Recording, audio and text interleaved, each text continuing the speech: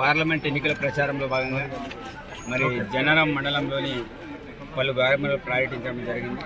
పొద్దున్న నుంచి కూడా ఒక 4-5 గ్రామాలకు సంబంధించిన ప్రజలందరినీ కూడా క్షేత్రస్థాయిలో వెళ్ళి ఉపాధి హామీ పథకం సంబంధించిన పని ప్రదేశాలలో వెళ్ళి విజిట్ చేసి వాళ్ళ సమస్యలన్నీ కూడా అడిగి తెలుసుకోవడం అనేది జరిగింది.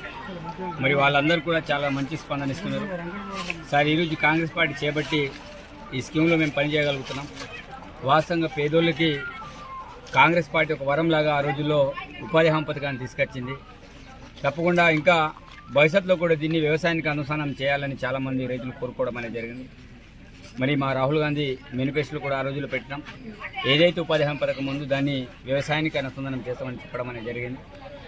మరి మా లక్ష్యం ఒకటే, పేదవాళ్ళ కోసం, బడుగు బలహీన వర్గాల కోసం వాళ్ళందరినీ కూడా అన్ని రకాలుగా అభివృద్ధి చేయడమే మా యొక్క కాంగ్రెస్ పార్టీ యొక్క లక్ష్యం. మరి ఈ ఎన్నికల ప్రచారంలో రాహుల్ గాంధీ చెప్పినటువంటి 5 ఏవైతే న్యాయ సూత్రాలు ఉన్నాయో వాటిని క్షేత్రస్థాయిలో తీసుకెళ్లడంలో మా కాంగ్రెస్ పార్టీ కార్యకర్తలందరూ కూడా పనిచేస్తున్నారు. దానిలో భాగంగా ఈరోజు కూడా నేను క్షేత్రస్థాయిలో పర్యటించాలనే ఆలోచనతో ఇక్కడ రావడం అనేది జరిగింది. తప్పకుండా ఈ ఎన్నికల్లో పేదంటి బిడ్డైన ఆత్రం సుగ్రీవ్ గారిని గెలిపించాలి. ఎందుకంటే ఆనాడు ఈ ప్రాంత ప్రజలందరూ కూడా పేదింటి బిడ్డని చట్టసభలో పంపించారు. తప్పకుండా నాకు తోడుగా ఒక అక్కగా మరి ఆమెను కూడా మీరు ఆశీర్వదించి పార్లమెంట్కి పంపిస్తే తప్పకుండా నాతో పాటు ఆమె కూడా పనిచేయడానికి ఆస్కారం ఉంటుంది.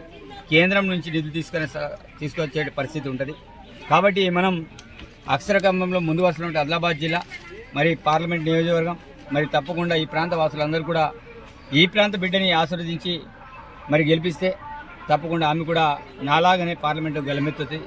పేదింటి బిడ్డ, ఆమె కూడా ఈ ప్రాంతంలో పుట్టిన బిడ్డ, మరి ఈ ప్రాంత సమస్యల కోసం సంపూర్ణమైన అవగాహన ఉన్న వ్యక్తి. కాబట్టి ఈ ప్రాంత వాసులందరూ కూడా తప్పకుండా పెద్ద ఎత్తున కాంగ్రెస్ పార్టీకి ఓట్లేసి ఆశీర్వదించి ఆత్రం సుగ్నా గారిని గెలిపించాలని మనస్ఫూర్తిగా కోరుకుంటున్నాను. ధన్యవాదాలు.